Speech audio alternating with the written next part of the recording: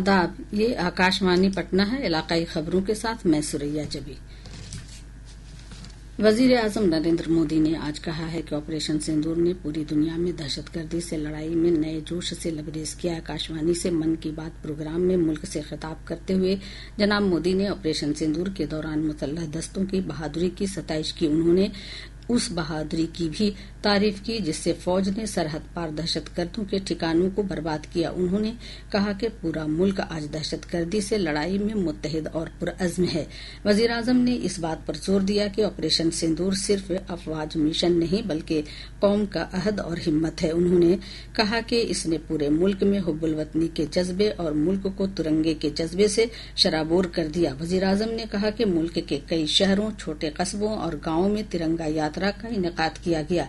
मुल्क के मुसल्लह अफवाज के एहतराम में तिरंगा लहराते हुए हजारों लोग इनमें शामिल हुए।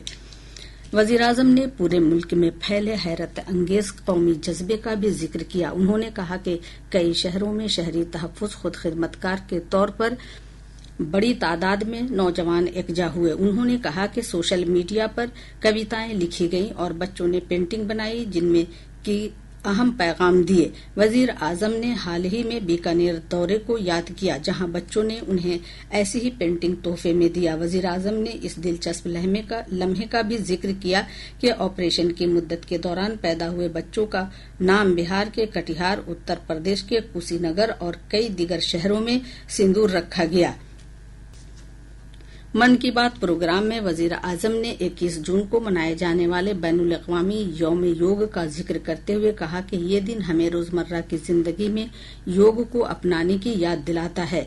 वजीर आजम ने कहा कि इस साल विशाखापट्टनम में यौम योग प्रोग्राम में शिरकत करेंगे। वजीर आजम ने मन की बात की इस कड़ी में पेपर वेस्ट और रिसाइकलिंग का भी जिक्र किया। उन्होंने कहा कि मुल्क के लैंडफिल कचरे का तकरीबन 1/4 हिस्सा कागज से मुंसलिक होता है। उन्होंने जोर देकर कहा कि हर शख्स को पेपर रिसाइकलिंग के बारे में सोचना चाहिए।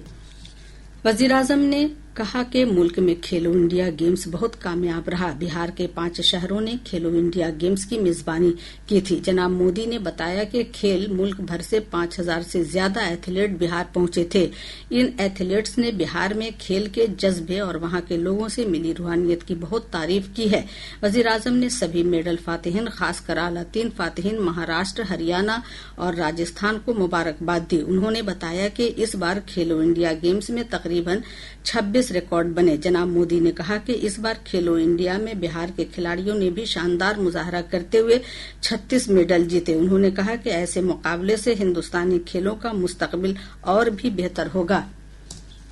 रियासत के बेशतर हिस्सों में प्री मानसून बारिश हो रही है। महकमा मौसमियात ने आज कटिहार, बांका और भागलपुर जिले में कई मकामात पर भारी बारिश का अलर्ट जारी किया है। महकमा ने 15 जून तक रियासत में जुनूब मगरिब मानसून के दाखिल होने का इम्कान जाहिर किया है। महकमा ने कहा है कि मानसून अपने तय वक्त से 8 दिन पहले ही केरल में दस्तक दे चुका है और इसके तेज रफ्तार से आगे बढ़ने की सूरत-ए-हाल बनी हुई है।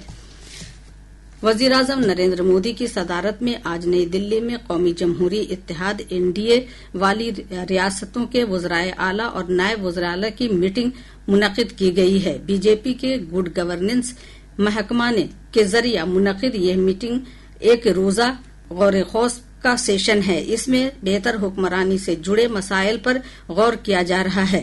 बीजेपी सदर जगत प्रकाश नड्डा, वजीर दाखिला अमित शाह और वजीर दिफा राजनाथ सिंह भी इस मीटिंग में हिस्सा ले रहे हैं। वजीर आला नीतीश कुमार, नायब वजीर आला सम्राट चौधरी और विजय कुमार सिन्हा भी मीटिंग में शामिल हो रहे हैं। इसके साथ ही आकाशवाणी पटना से इलाकाई खबरों का ये बुलेटिन खत्म हुआ।